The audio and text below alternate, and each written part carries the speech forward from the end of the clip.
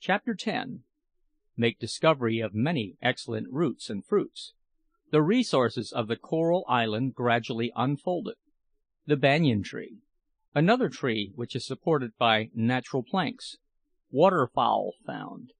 A very remarkable discovery, and a very peculiar murder. We luxuriate on the fat of the land.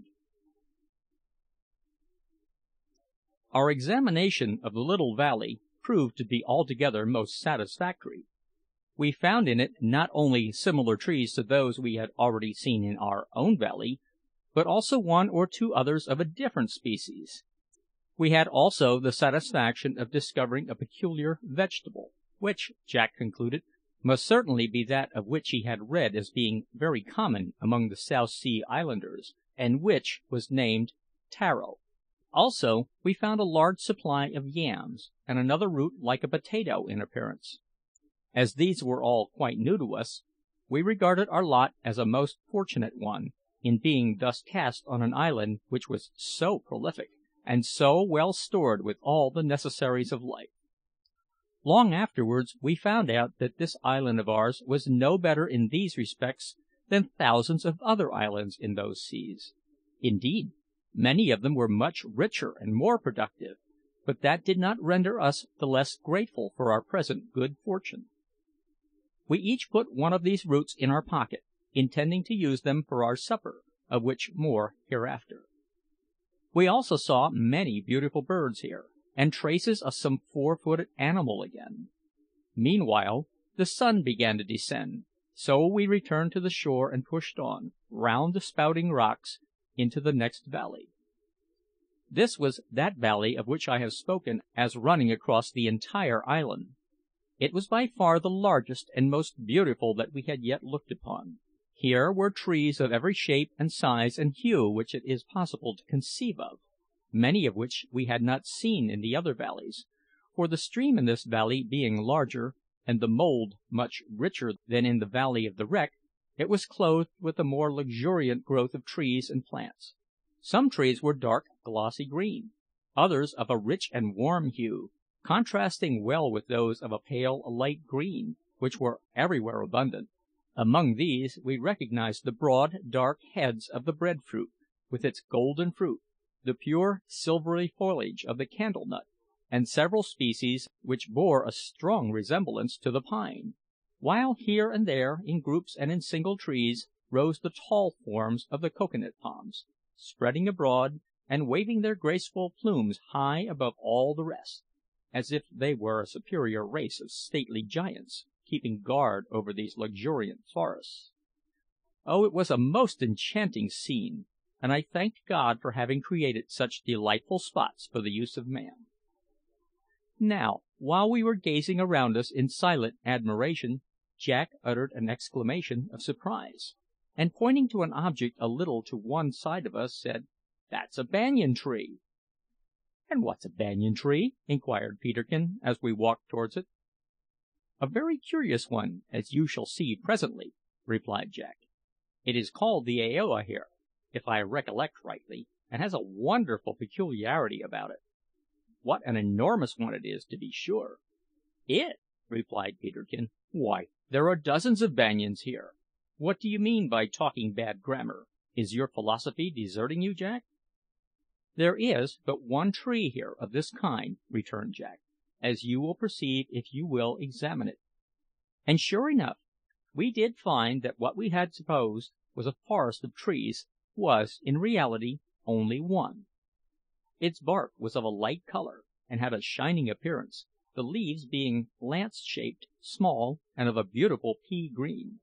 But the wonderful thing about it was that the branches, which grew out from the stem horizontally, sent down long shoots or fibres to the ground, which, taking root, had themselves become trees, and were covered with bark like the tree itself. Many of these fibres had descended from the branches at various distances, and thus supported them on natural pillars, some of which were so large and strong that it was not easy at first to distinguish the offspring from the parent stem. The fibres were of all sizes and in all states of advancement, from the pillars we have just mentioned to small cords which hung down and were about to take root, and thin brown threads still far from the ground, which swayed about with every motion of wind. In short, it seemed to us that, if there were only space afforded to it, this single tree would at length cover the whole island. Shortly after this we came upon another remarkable tree, which, as its peculiar formation afterwards proved extremely useful to us, merits description. It was a splendid chestnut, but its proper name Jack did not know. However, there were quantities of fine nuts upon it, some of which we put in our pockets. But its stem was the most wonderful part of it. It rose to about 12 feet without a branch, and was not of great thickness. On the contrary, it was remarkably slender for the size of the tree. But to make up for this, there were 4 or 5 wonderful projections in this stem, which I cannot better describe than by asking the reader to suppose that 5 planks of 2 inches thick and 3 feet broad had been placed round the trunk of the tree, with their edges closely fixed to it, from the ground up to the branches, and that these planks had been covered over with the bark of the tree and incorporated with it. In short, they were just natural buttresses, without which the stem could not have supported its heavy and umbrageous top. We found these chestnuts to be very numerous. They grew chiefly on the banks of the stream, and were of all sizes. While we were examining a small tree of this kind, Jack chipped a piece off a buttress with his axe, and found the wood to be firm and easily cut. He then struck the axe into it with all his force, and very soon split it off close to the tree, first, however, having cut it across transversely above and below. By this means he satisfied himself that we could now obtain short planks, as it were already sawn, of any size and thickness that we desired, which was a very great discovery indeed, perhaps the most important we had yet made. We now wended our way back to the coast, intending to encamp near the beach, as we found that the mosquitoes were troublesome in the forest. On our way we could not help admiring the birds which flew and chirped around us. Among them we observed a pretty kind of paroquet, with a green body, a blue head, and a red breast; also a few beautiful turtle doves, and several flocks of wood pigeons. The hues of many of these birds were extremely vivid, bright green, blue, and scarlet being the prevailing tints. We made several attempts throughout the day to bring down one of these, both with the bow and the sling, not for mere sport, but to ascertain whether they were good for food. But we invariably missed, although once or twice we were very near hitting.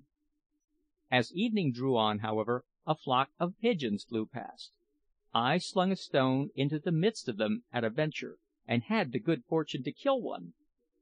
We were startled soon after by a loud whistling noise above our heads, and on looking up saw a flock of wild ducks making for the coast. We watched these, and observing where they alighted, followed them until we came upon a most lovely blue lake, not more than 200 yards long, embosomed in verdant trees. Its placid surface, which reflected every leaf and stem as if in a mirror, was covered with various species of wild ducks, feeding among the sedges and broad-leaved water plants which floated on it, while numerous birds like water hens ran to and fro most busily on its margin. These all, with one accord, flew tumultuously away the instant we made our appearance.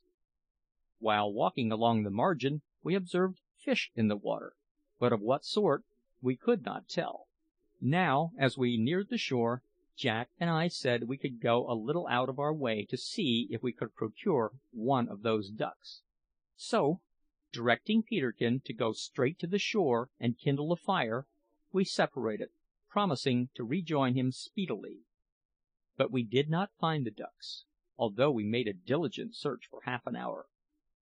We were about to retrace our steps when we were arrested by one of the strangest sights that we had yet beheld.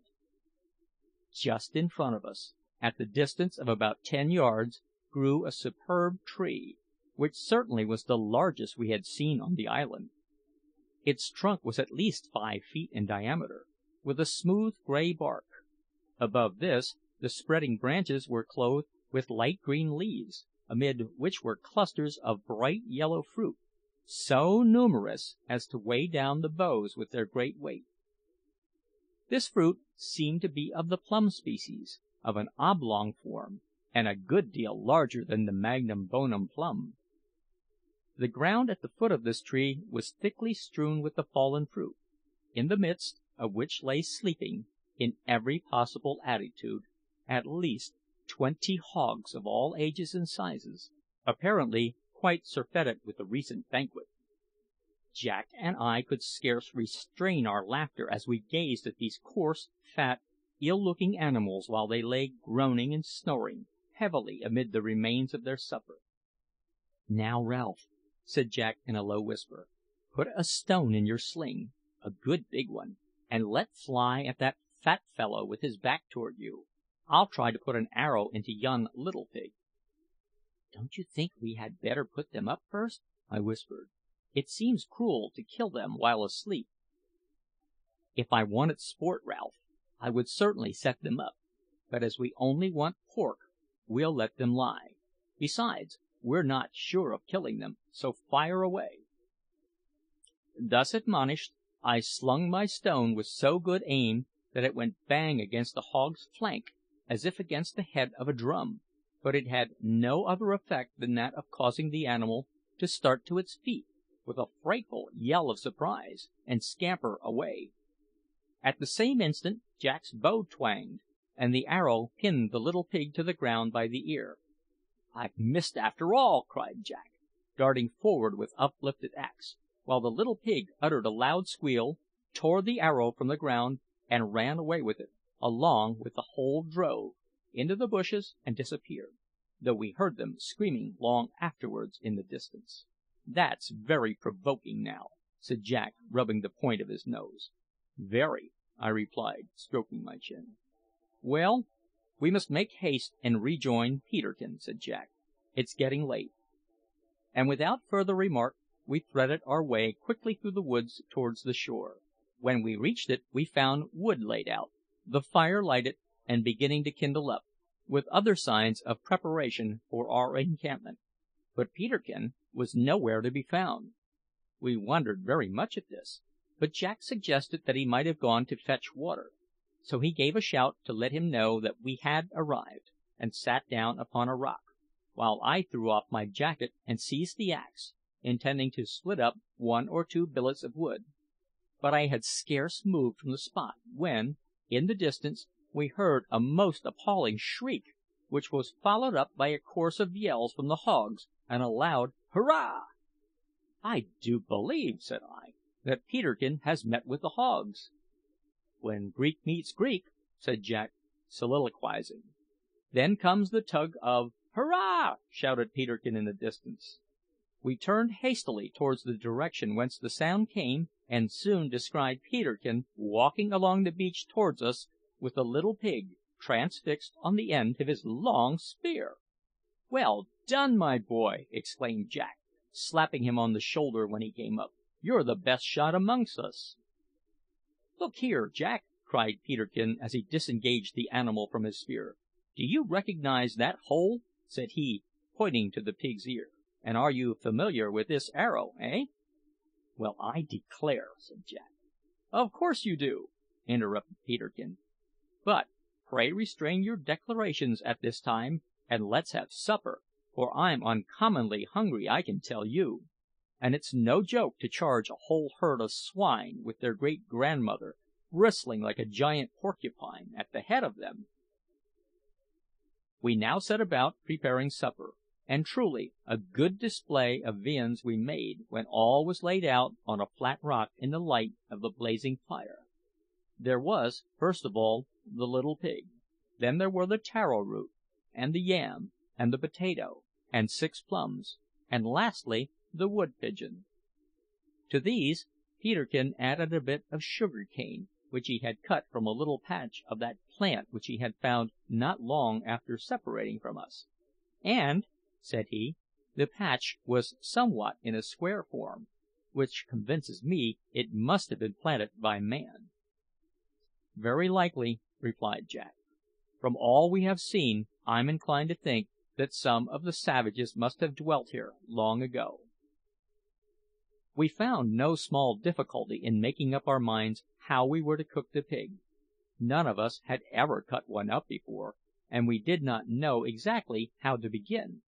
Besides, we had nothing but the axe to do it with, our knife having been forgotten. At last Jack started up and said, "Don't let us waste more time talking about it, boys. Hold it up, Peterkin. There, lay the hind leg on this block of wood, so," and he cut it off, with a large portion of the haunch, at a single blow of the axe. "Now the other, that's it." And having thus cut off the two hind legs, he made several deep gashes in them, thrust a sharp pointed stick through each, and stuck them up before the blaze to roast. The wood pigeon was then split open, quite flat, washed clean in salt water, and treated in a similar manner. While these were cooking, we scraped a hole in the sand and ashes under the fire, into which we put our vegetables and covered them up. The taro root was of an oval shape, about 10 inches long and 4 or 5 thick. It was of a mottled grey colour, and had a thick rind.